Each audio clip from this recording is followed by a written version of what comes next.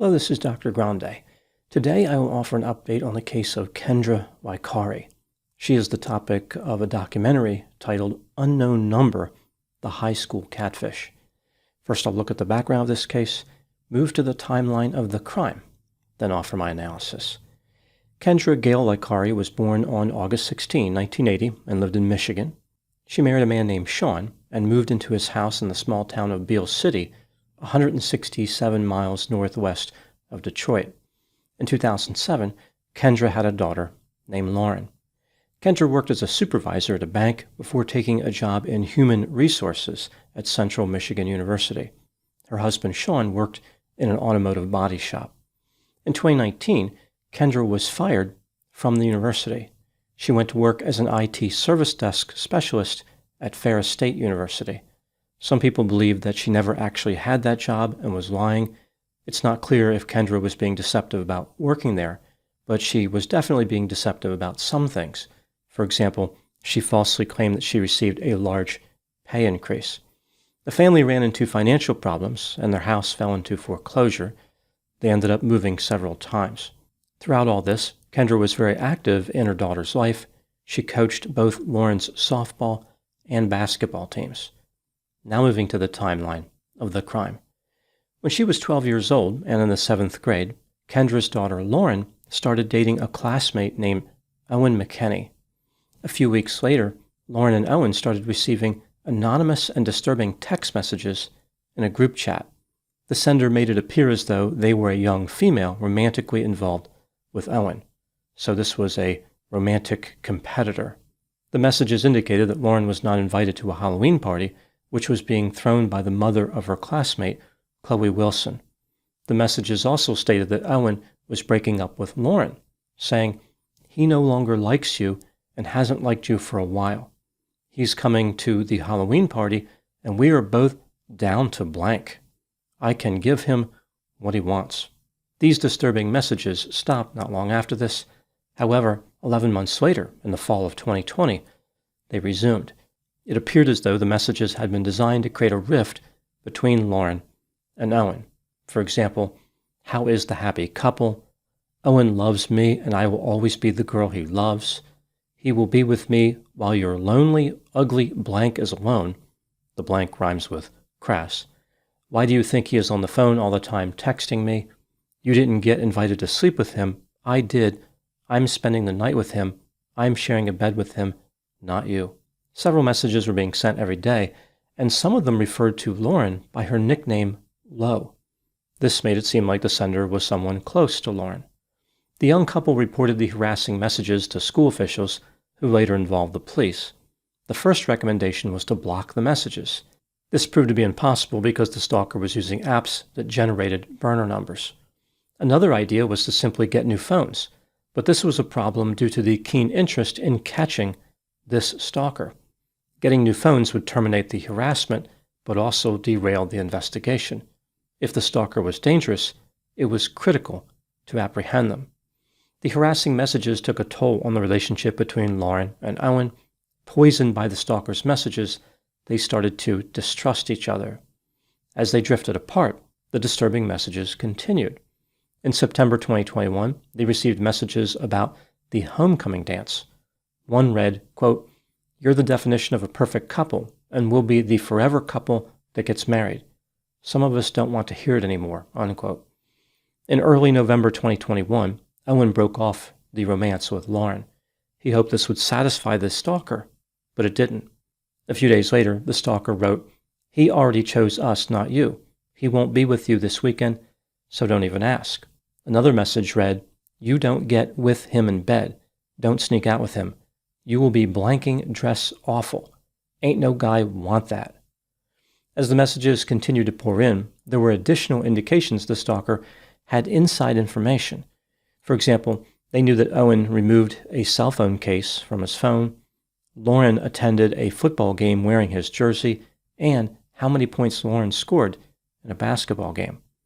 The police wondered if Lauren's classmate, Chloe Wilson, could be responsible. The stalker had bragged about scoring 12 points during a basketball game, the same number that Chloe scored. Furthermore, the police had received anonymous tips suggesting that Chloe had engaged in unkind behavior. When the police examined the contents of Chloe's phone, they found nothing connecting her to the stalking. The police eliminated her as a potential suspect, as well as 10 other people. In April 2022, an officer with cybercrimes training, who was deputized by the FBI, started investigating the case. Examining the IP addresses the burner app numbers connected to led the officer to Kendra Licari's phone number. In August 2022, the police seized electronic devices owned by Kendra. She admitted to being the stalker, but denied sending the initial messages, the ones referring to the Halloween party. Kendra implied that she started sending the messages in order to find out the identity of the stalker. I guess by impersonating a stalker, she could shake the tree and something would fall out. Kendra just couldn't stop sending messages and transformed into a stalker herself. In December 2022, Kendra was arrested and charged with stalking a minor, using a computer to commit a crime, and obstruction of justice. In March 2023, she pleaded guilty to 2 counts of stalking a minor. At her sentencing in April 2023, Kendra apologized for harming the victims. It was revealed that she received mental health counseling and learned that she had a mental illness. She had been in crisis for many years. A specific disorder was not indicated. However, Kendra claimed that she had been the victim of an assault of a sexual nature at the age of 17. The judge sentenced Kendra to 19 to 60 months in prison. She was released on August 8, 2024, and will be discharged from supervision in early 2026. Kendra Licari moved to Detroit, where she lives with family members.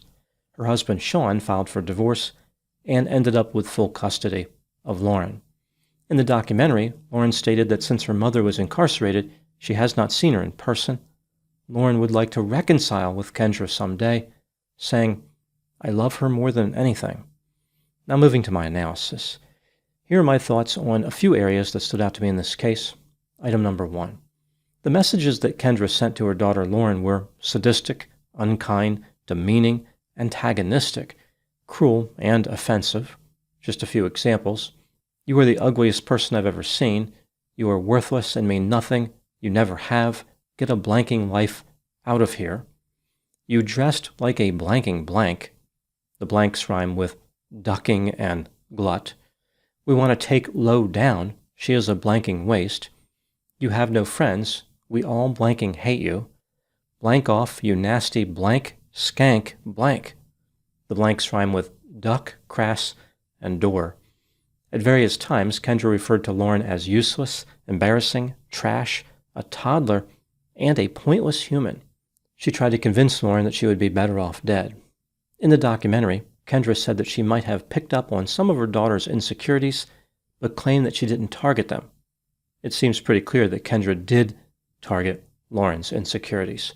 The object of the messages was to cause suffering. Kendra was in a uniquely effective position to do this because she knew where her daughter was vulnerable. Item number 2. In my original video in this case, I talked about a popular theory to explain Kendra's behavior. Some people believe that Kendra has something like factitious disorder imposed on another, which is sometimes referred to as Munchausen by proxy. This is a disorder where a caregiver intentionally induces, falsifies, or exaggerates manifestations of physical or mental health symptoms in a person who is under their care. Symptoms of the disorder include sadism, attention-seeking, being overly attentive to the victim, persisting in the behavior over a long duration, and rejecting help. Kendra's behavior appears to align with these symptoms. She has been described as sadistic and attention-seeking. She was intensely interested in Lauren's romantic life. Kendra sent hundreds of pages of messages over the course of 22 months. And she was given plenty of advice on how to prevent or limit the stalking, but rejected all of it and continued to complain. Despite these similarities, the alignment between Kendra's behavior and factitious disorder is far from perfect. For instance, Kendra never tried to make it seem as though Lauren was sick in any way. This has led people to wonder if maybe Kendra has a new variant of the disorder, which could be called cyber Munchausen by proxy. This would feature an adjustment of the typical symptom profile to match capabilities unlocked by technological advancement. The symptoms are fundamentally still representative of factitious disorder. The person with the disorder is achieving the same feeling, but they are using a novel method. This is an interesting theory and certainly possible. After all, Kendra did make Lauren a victim, not a victim of a mysterious physical or mental health problem, but the victim of a crime. Even so, the cyber Munchausen theory has its share of difficulties. Kendra never sought praise or validation. She didn't care one way or the other if anyone knew what Lauren was going through. And Kendra's harassment expanded beyond just Lauren to include Owen. A hallmark of factitious disorder imposed on another is the exclusive focus on the caregiver-victim dynamic. The inclusion of Owen makes the factitious disorder theory seem less likely, even if it is referring to a new variant involving digital technology. Item number 3. In my original video, I talked about how I believed Kendra's motivation was connected to the romantic relationship between her daughter and Owen. Kendra wanted Lauren and Owen to stay together romantically and thought this could be achieved by creating a common enemy. The harder she pushed for them to be apart, the more they would resist and stay together, like they would take an us-against-the-world attitude. Furthermore, Kendra wanted to play the role of the hero. The strength of any hero is revealed by the strength of the enemy that hero fights. Kendra created a mighty enemy so she would emerge as an amazing hero. That conceptualization still seems plausible in light of the information contained in the documentary. However, the new revelations could also support a different conceptualization. Here is another theory. This is just my opinion. Kendra claimed that she did not send the initial harassing messages to Lauren and Owen. Rather, she was, essentially, inspired by those messages. Under my original theory, I believe that Kendra could be telling the truth. However, in the documentary, she said something that led me to believe she was lying. Kendra implied that her motive when she started sending the messages was to investigate. Again, by impersonating the stalker, she could somehow gather or elicit new information about the real perpetrator. Over time, Kendra was pulled in and transformed into a stalker herself. The problem with this story is that now she has two different motives for the same behavior: investigator, then stalker. This is not a plausible explanation. There are various situations in life where people impersonate others, but they don't transform into the subject of the impersonation.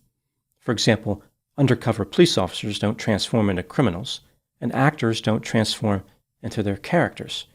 Kendra's implausible explanation leads me to believe that all the messages were sent by her. There was no other stalker. The initial messages were sent just a few weeks after Lauren and Owen initiated their relationship. This means the catalyst for Kendra's harassment was the young romance. I think what happened here is that Kendra was living vicariously through her daughter. Kendra viewed her daughter as having the ideal life.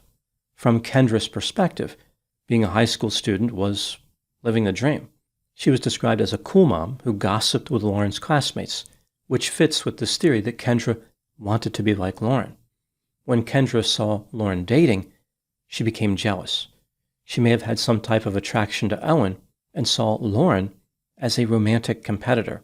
Kendra went from idealizing Lauren to devaluing her, moving from one extreme to the other. She transformed into a stalker, determined to destroy Lauren.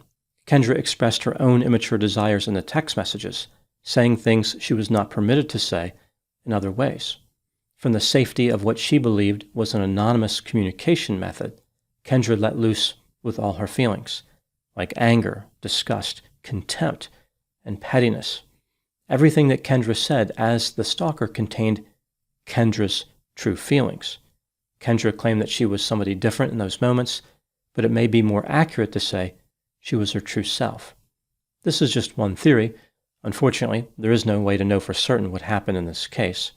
Reviewing the three main theories again, Kendra had something like factitious disorder, maybe a version based on new technology.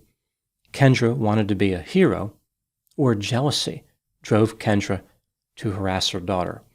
No matter which theory is correct, Kendra is extremely hazardous.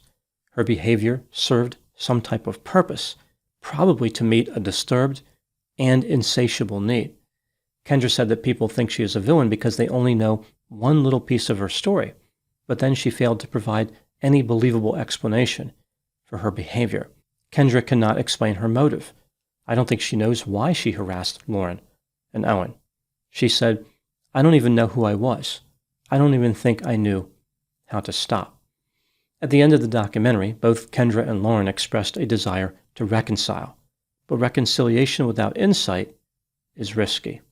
It's hard to imagine that will lead anywhere positive. A reunion is unlikely to bring healing and may instead open the door to repeat the same destructive pattern. Those are my thoughts on the case of Kendra Licari. Thank you so much for watching. I'll talk to you soon. Even though the exact reasons for Kendra's behavior remain unknown, there is one theme that permeates the entire story, the entire range of her behavior. And that is that Kendra was living another life. She had lied about other things in her life other than the stalker situation and appeared to be in some type of fantasy world. This somehow kept her busy and satisfied for almost 2 years. If Kendra wasn't caught, she may have continued this for the rest of her life. It's really frightening to contemplate how determined Kendra was to continue lying. This deceptive behavior gave her something. It served a purpose. It made her feel a certain way, which was desirable. She was driven to this for some reason. She couldn't explain the reason, but there had to be some reason behind it. I think Kendra was particularly destructive because she was on the inside of the situation. The police and the school officials initially thought that Kendra was an ally. It didn't make sense to them that she would be the one sending the messages. So she had an interesting vantage point where she could observe what was going on, see how people were reacting, and maybe even gain some insight into the investigation. She did have an interest in what the police were doing and inquired about it. So clearly Kendra recognized that she was doing something wrong and wanted to avoid getting caught. She had a consciousness of guilt, but she refused to stop. So you have this inside operator with all of this information about the vulnerabilities of a teenager who is repeatedly harassing that teenager and another teenager. This is a worst-case scenario. A person in a position of trust who betrays it in an unimaginable and determined way.